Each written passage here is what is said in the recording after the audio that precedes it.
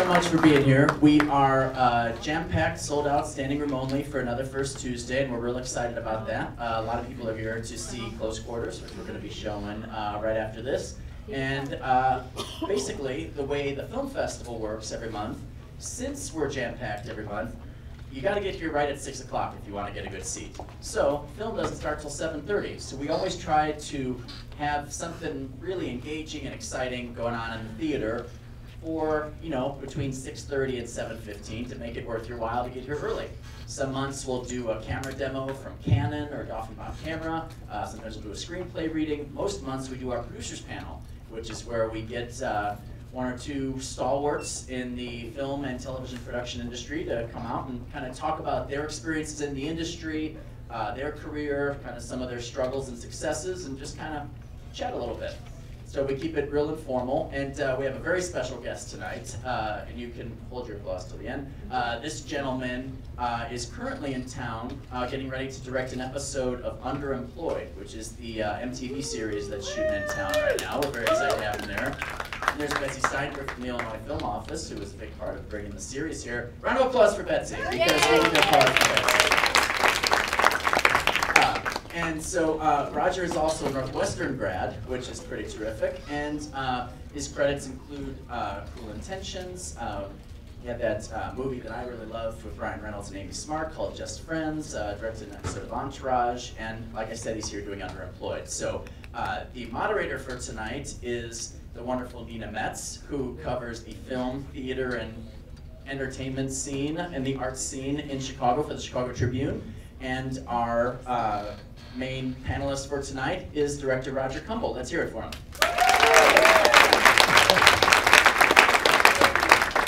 Hey, Roger. Hey. Why don't we talk about why you're in town, and then we can backtrack a little bit. I'm fortunate to have been hired by Craig Wright and MTV to direct 3 episodes of their new series, Underemployed.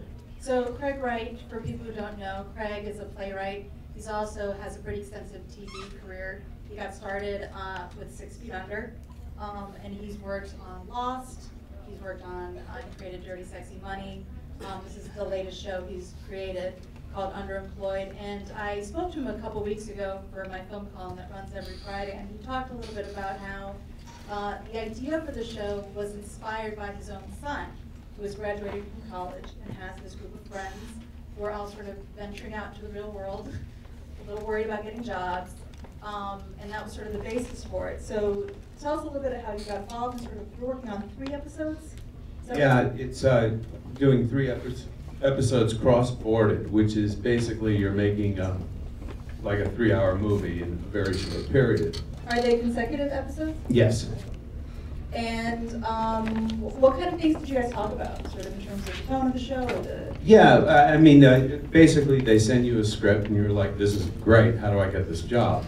And then I met with Craig and we just, you know, talked about, I saw the pilot, which very talented man Troy Miller directed, and I said, you know, I want in on this, how do I get in on this? And, you know, it's so hitting the zeitgeist of what's going on, you know, with the economy and kids struggling. It was even the lead editorial in the New York Times today, just about, you know, what these kids are having to go through as they graduate. It's actually a comedy. I'm not selling it that way.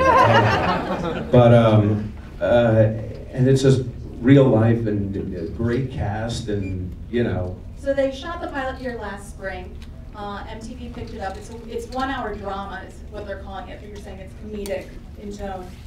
Yeah, there's both elements of, you know, like Craig's writing, you know, it's real life, so there's drama and comedy. Sort of threaded through it. Right? Yeah. What sort of, what's your take on sort of what MTV isn't really known for 1-hour dramas, certainly not someone with the caliber of Craig Wright. It's known a little bit more right now as the home of Jersey Shore, the home of Teen Mom. So this is sort of something new for MTV. They're doing sort of high caliber television. Well, Snooki's starring in it. No, she's not. I'm sorry. No. Yeah, no, it is kind of, it was a departure, and you saw MTV starting to lean that way towards scripted series with I Just Want My Pants Back and Awkward. And then they did Teen Wolf, I think was an hour long. Right. And now they're, you know, David Gennellari, who's running MTV, is just taking risks and trying to, you know, turn it into a real contender for people like Craig Wright to, you know, Right. make them their home. Craig actually worked with David back on 6 Feet Under. That's how those guys know each other back in those Yeah. days. So the show shoots in Chicago. The soundstage is at CineSpace on the Correct. southwest side. And you were saying about half of it is on the soundstage, half of it is out in Chicago. Yeah, it's all over. We're in a white van driving all day long, looking at locations. So it's great, you know. It's wild for me. I lived here between 1984 and 1988, so the town has completely changed. Are there specific neighborhoods that you seem to be focusing on, or? No, I think it's just more kind of, you know, downtown and trying to find not the typical picture postcard that you've seen in every Chicago TV show or film, but something off the beaten track. Right, right. Well, so CineSpace is one of the newer sound stages in Chicago. There's a... I brought my own sound effects, so I like them. There's another television show shooting right now at CineSpace, Boss, which is in its second season on Starz. Are you aware of their presence at CineSpace as well, or no? Kelsey Grammer beats me up every morning in the elevator, and no, they share an office on the same floor, so. That's about it. Yeah. Okay, great. Well, so you're working with a cast of sort of young adults. I wonder if that sort of requires unusual skills. You have sort of a track record working with young actors. It helps. You know, it helps that I've had some experience directing some younger kids, and they're great. I mean, you know, what's great is that they give you a lot of prep time MTV. So I'm out here 3 weeks before we start shooting, so I went out to dinner with some of the members of the cast. You know, and Diego was one of the actors. You know, it's kind of fun watching this because he's coming out in Rock of Ages, I think, and Oh, wow. this Friday. I'm not telling any secrets. The posters everywhere. I was going to say the cast, I thought it was sort of mostly names we hadn't heard, you know, before. They are. It's just, he's going to be a name in 3 days, you know? Or at least in the States. I think he's huge in Latin America. But it's just wild to have a front row seat to this. He's a great kid from, you know, the times I've had conversations with him. Right. Well, so let's sort of backtrack a little bit. The first sort of big break for you in your career was also a film with young actors. You wrote and directed Cruel Intentions from 1999. How did you graduated from college, you graduated from Northwestern, you said you moved immediately to Los Angeles. What happened then? How did you get to Cruel Intentions? I graduated in 1988. I moved 2 days after I graduated because my father was very unhappy that I wanted to be a screenwriter and not take the LSATs. I just worked really hard at writing spec screenplays.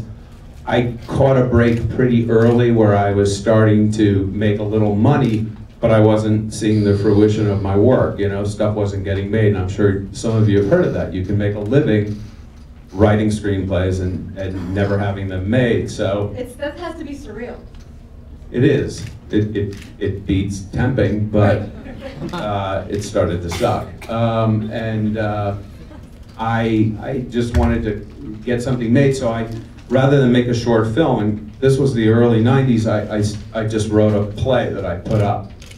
And the play got some accolades in Los Angeles, and that kind of...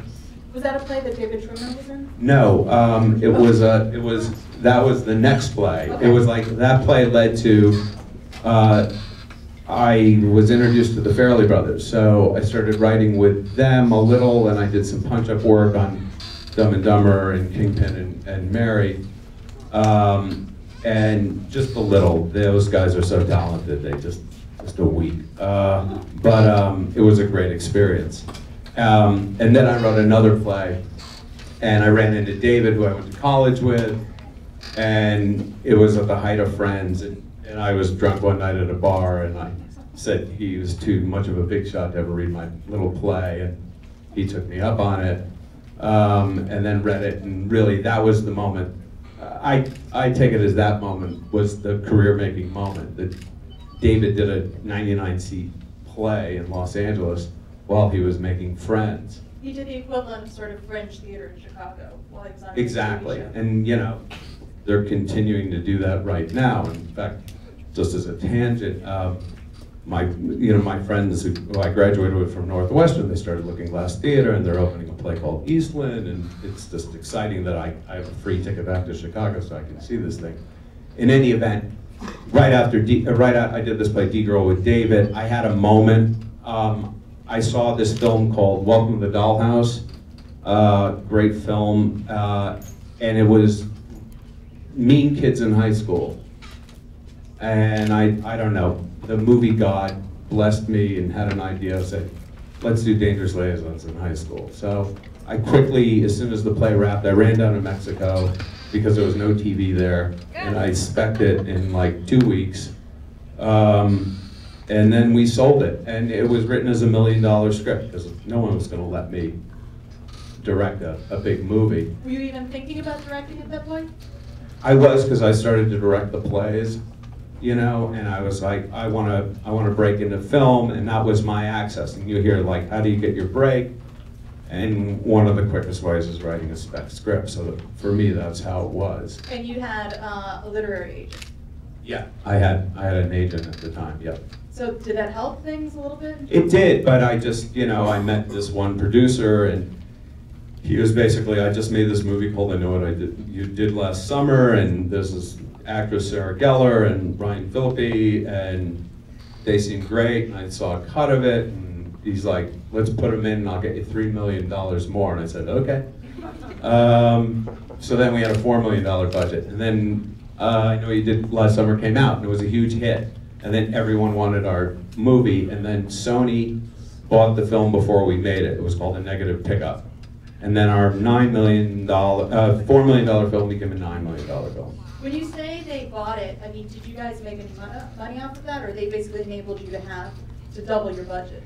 We all kind of owned a piece. I wasn't DGA then. I was just like a part owner in this little $1 million film that they didn't think would, you know, lead to anything, which is great when you have 3 kids. So yeah, it was a series of fortunate events. Okay, so you've never directed a film. No. Now you have real actors with real names. Yep. What was that experience like? How did you bone up in time? You know, a lot of people were like, well, you've never directed before. Why? You know, they were waiting for me to cave. And that's when, as I tell a lot of first-time filmmakers, you almost have to be just totally arrogant and say, you're totally right, I've never shot anything, but you can't have this script unless I do direct it. And here's how we're gonna do it. You're gonna surround me with the best keys possible. You're gonna surround me with a great DP, great production designer, and I will stay out of their way. And I will focus on the actors because I've done theater. And that was really the deal I made with them. Was Sony kind of like, no, we really, go? No, they were like, a little nervous going into something like that, but even then, $9 million was not a lot of money to them. You know, it was still as low budget of film. I think back then there was 2 of it. Doug Liman was doing Go, and I was doing Cruel Intentions, and we were both kind of really flying under the radar. And so, I feel like the look of that film is pretty distinctive. Did you have much to say about that, or did you sort of leave that in the hands of your... I said I wanted a rich-looking film that was decadent and opulent and go do your jobs, which was great. You know, it just shows you when you stay out of talented people's way. You know, and it's kind of how I've lived my career. I don't micromanage. I just hire talented people. You talked about how there was sort of a push to set it in college because some of the material was a little risque or sort of, tawdry. Yeah, absolutely. There was a lot, a lot of people didn't want to buy it. They wanted me to age up the characters, and I said no, because it's like college, it just doesn't have the decadence that Dangerous Liaisons in high school would have, even though it deals with basically rape, or that the bet is between a brother and a sister. I mean, I don't think they could make that movie today. I wouldn't. Oh, I think that's a good point. You know, it was just of its time. That's a good point. Okay, so you made Cruel Intentions. How does your career progress? I mean, do you start getting offers to write and to direct? Yeah, I make Cruel Intentions. I'm on top of the world. I'm hot stuff. And then they say, why don't you make a TV series of Cruel Intentions? You could be filthy rich. And I say, great. And I write the pilot, and we shoot the pilot, and it gets picked up, and I shoot 2 episodes, and Entertainment Weekly grabs a hold of our B footage, and they do a thing called Too Inappropriate for Television. And the head of the network's wife saw the Entertainment Tonight thing. We were off the network the next day. Before you even aired? Before we even aired. It was a disaster. And I was very upset. And I waited 3 months and I bought the footage back from them, and I shot 3 days of softcore pornography. I recut it and called it Cruel Intentions 2 and owned it. And I think Amy Adams wants to kill me because she was the star of it, and all of a sudden this footage started appearing. But it plays on cable all the time. And did you do that just to sort of salvage a little bit of your sort of self-respect, or were you like, I'm going to make money on it? No, in fact, all the time people go, why did you follow up Cruel Intentions with Cruel Intentions 2? No, I was like, I want to make some money. I wasted all this time. Following that, I then wanted, you know, I was just looking for kind of risky stuff, and then there was this raunchy chick flick. I wanted to make a raunchy chick flick.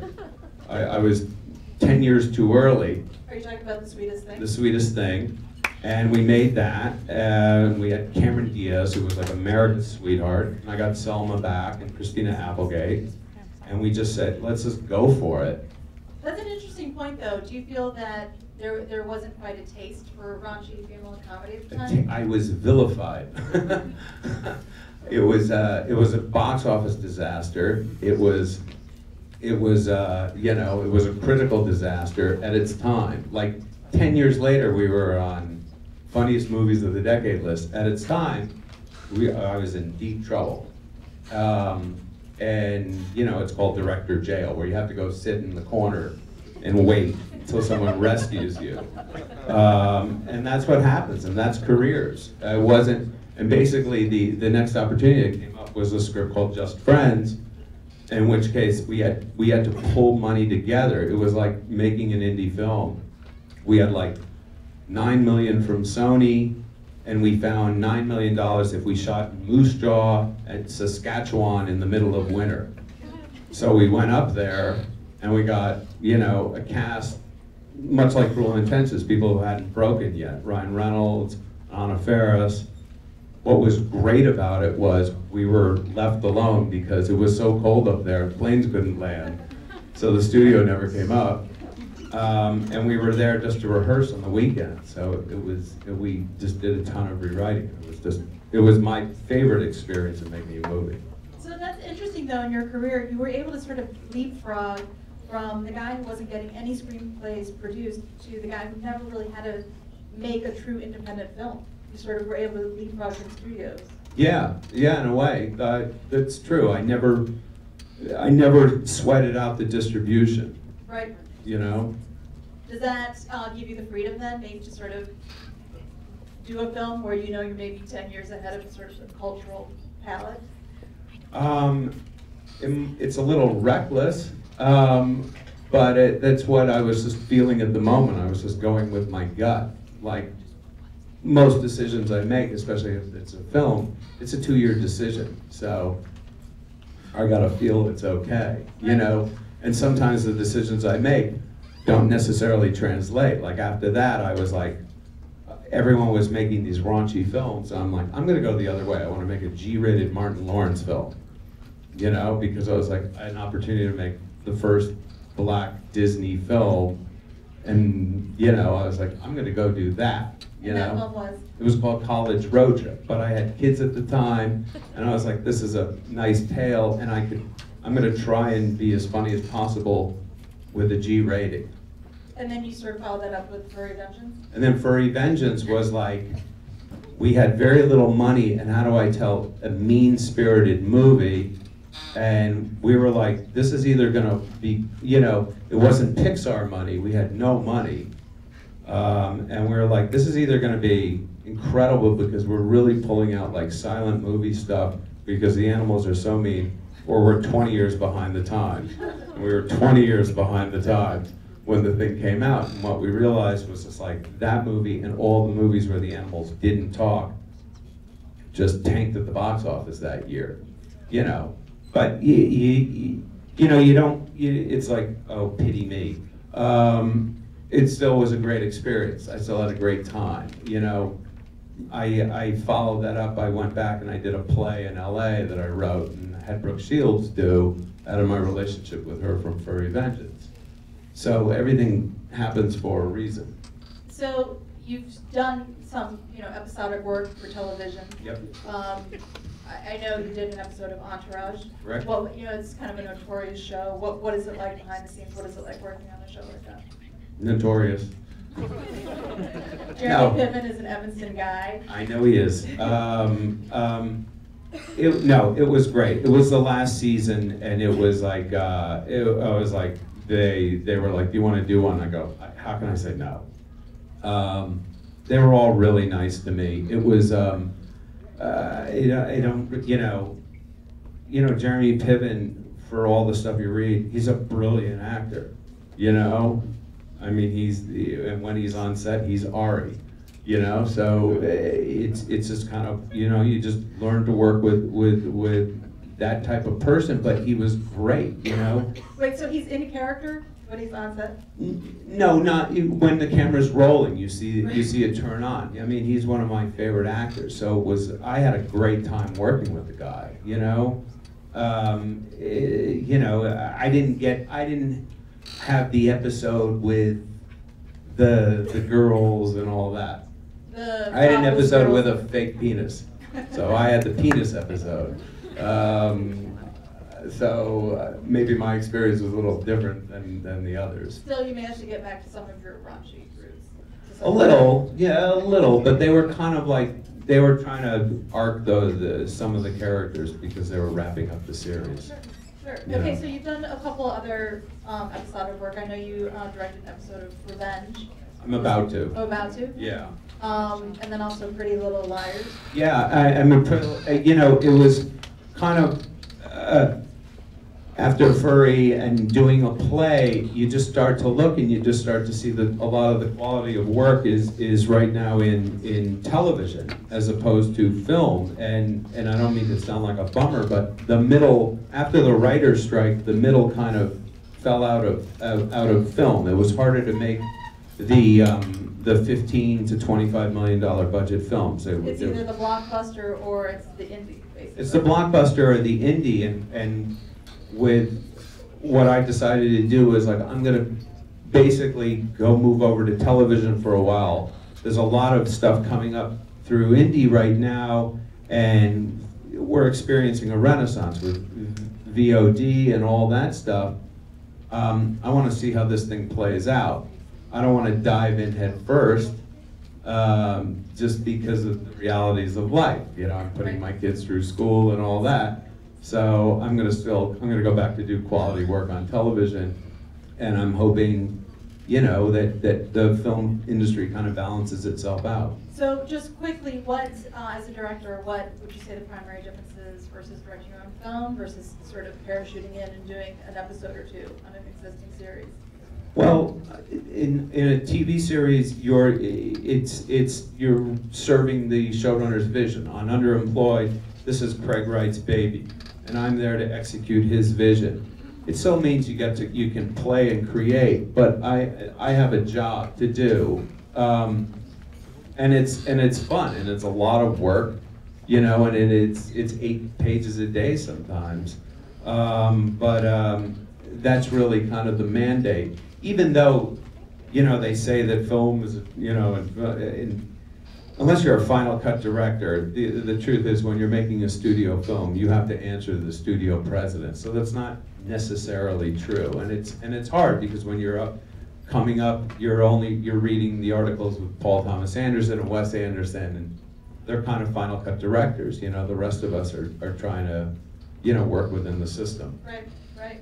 Well, so before we open it up to questions, why don't I just get some sort of, looking back, what do you wish you had known before you launched this career? What information would have helped you do a better job or should make different decisions? Not do furry vengeance? No. Because it was about, how long was it after you graduated until Cruel Intentions? About 10 years? Yeah, well, no, it was about, 9 years, so it was a process, I had no intention of directing. I came out to Los Angeles to be a writer. And even as I came out to Los Angeles to honestly, riches and the whole Hollywood thing. I didn't fall in love with writing until I started writing plays. So it was a process. Oh, when you moved out, you didn't intend to be a screenwriter? Or no, I did, but I was caught up in the spec script sales, and the people were selling scripts for $500,000, and it was kind of not necessarily the right reasons.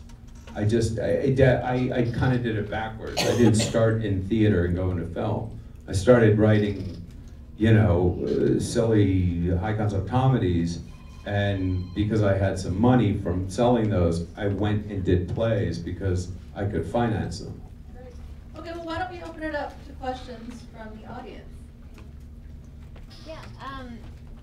So as a director now, how do projects come to you? I know Hollywood has really high walls, and they don't take unsolicited submissions. So as the rest of the nation is creating independent projects in this renaissance, how do you get to hear about them? How do you get to jump in on it if you wanted to? I'll repeat the question so everyone can hear it. She's asking, how do projects come to him? Because there's usually a barrier, especially for probably new writers or. Right. What happens as an agent? They'll say so and so wants to send you a script, like a producer and all this, and then I'll go, do they have financing? Do they have distribution? Because I'm gloomy Gus. You're honest. Yeah, I am. So you would never get a script from a nobody? If they're my mom's friend at work, but it doesn't. But in this day and age, it's the thing is, between I graduated in 1988. It's 2012, and the difference is, it's harder to get movies made today the studio way. But the advantage that you guys have now is the technology's affordable. Like my idols when I was just getting going were like Robert Rodriguez and Kevin Smith, because they did Clerks and they did El Mariachi, and they just did it, but it still was daunting for me. But now, one of the other things I like doing when I'm doing Underemployed is we're using the Alexa. And there's sometimes you can break out the Canon 5D and with Final Cut Pro and YouTube. I mean, it's there. So the Canon, that's like a $1,200 camera, by the way. Yeah. It's it doesn't cost that. In terms of the kind of money you have to shell out to buy a camera like that. I don't know the right price, the but only reason I know is because Ed Burns, for his most recent film, Newlyweds, shot it all on the Canon. And he was able to do, his shooting budget was $9,000. Post-production bumped it up to $125,000.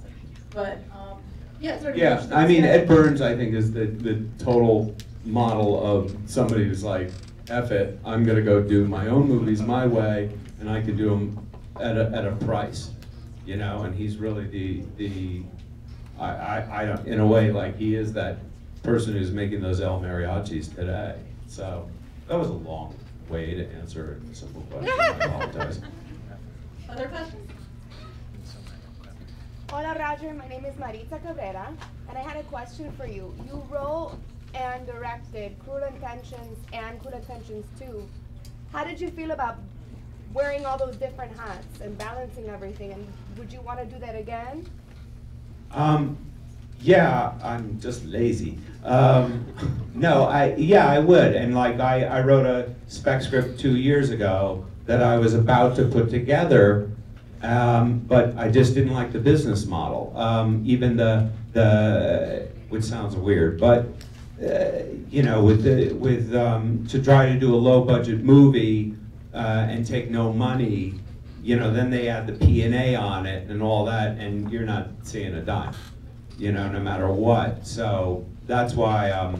P&A would be the cost to market the film afterwards. Correct. So that's why I'm really have my fingers crossed that you know, with all these things that are going on with Netflix and with Google and these movies that are premiering on iTunes, that they start making money.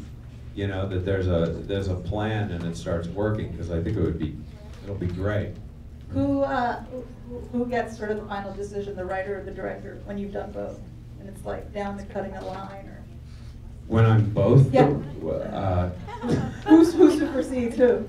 The director. Are there other questions? When you're directing actors, when you're directing with some, you know, good actors, and you have an idea of how you want it to go, and their idea of it is different.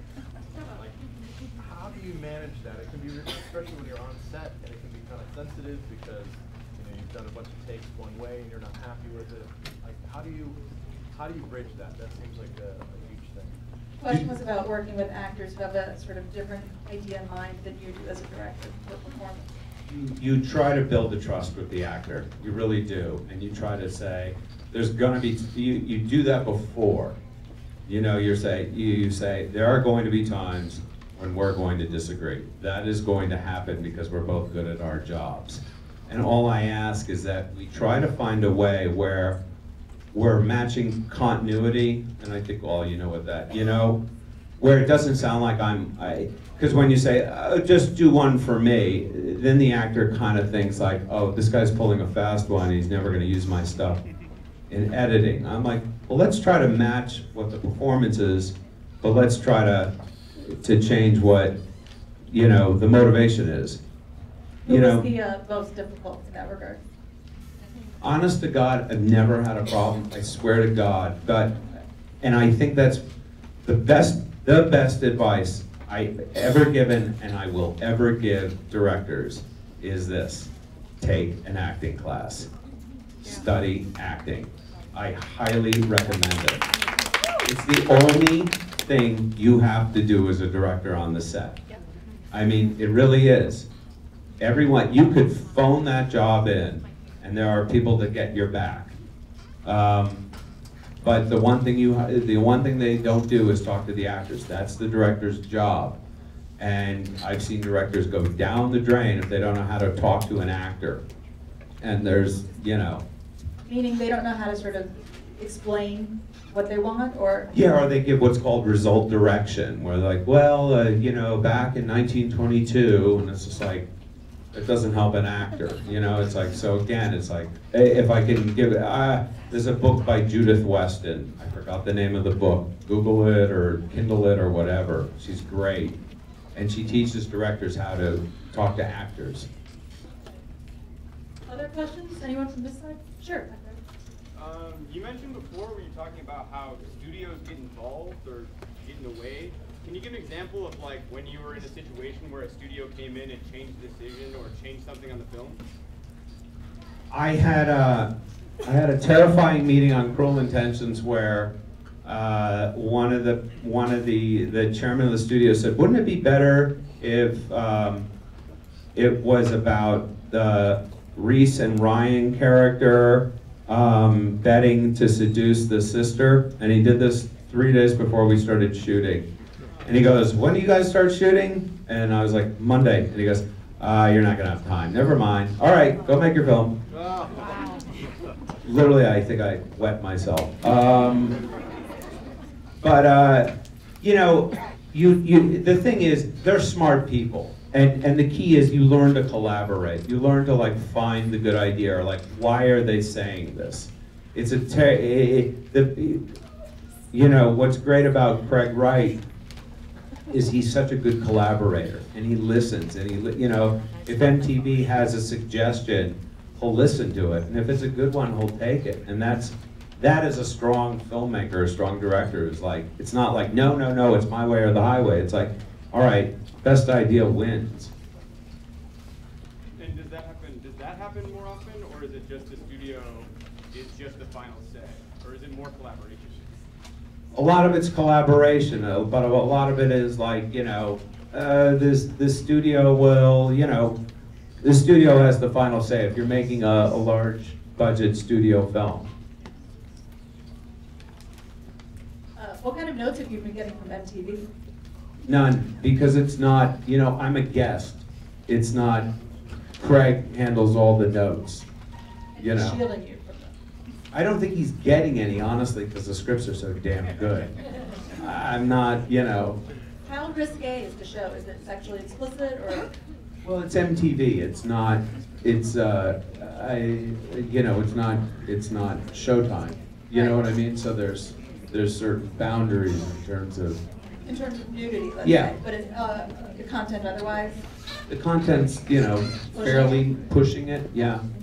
Okay, good. Other questions? In the back? What's some advice you have for actors?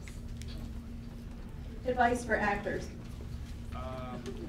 Just keep getting out there, keep doing theater, you know, don't sit at home, keep studying your craft, you know. It's like, you never know when an opportunity is going to present itself. So the more you can just keep honing your craft, you know, go up for it. Look at the, I don't, it was the Reader. Does it still exist? I don't know. Just bought by the Chicago Sun-Times, so Oh, yes. okay.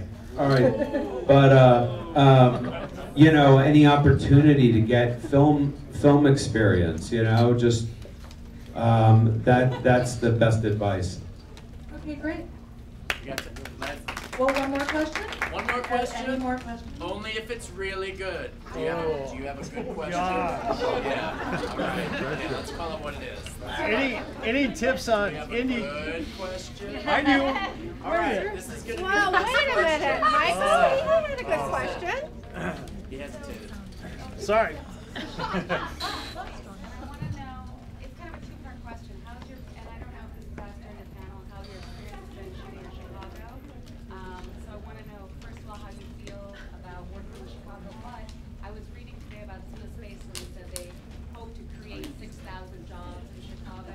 Do you think that there are nice prospects of, because Chicago's had waves where there has been a lot being filmed. You know, in 1999 there were a lot of shows, and last year there were so many shows happening. So do you see, can you keep everyone optimistic that there? I think so. I mean, what if 4 shows are coming to Chicago right now? She was asking about CineSpace, which is the huge soundstage complex that opened. It's the second one we have in Chicago. And yes, we have 4 TV shows filming this spring and summer. Boss, Underemployed, Chicago Fire, which will be on NBC, that's from Good Wolf, and then The Mob Doctor, which is from the creators of Drop Dead Diva, which will be on Fox. So that's... Yeah, that's great. So I think, you know, so long as people here, I mean, it's a beautiful city, and so that there's that. And I think it's so long as it you know, it remains affordable and film friendly, and God knows you have a wealth of very, very talented local actors here. People are going to keep, you know, writing stuff in Chicago. Great. Thanks so much, everyone. I hope you enjoyed Thank you. Oh, that was pretty good. That was good if it was a golf tournament, but can we have real applause for Roger and Nina? Just gotta ask. So generous of your time, we really appreciate it.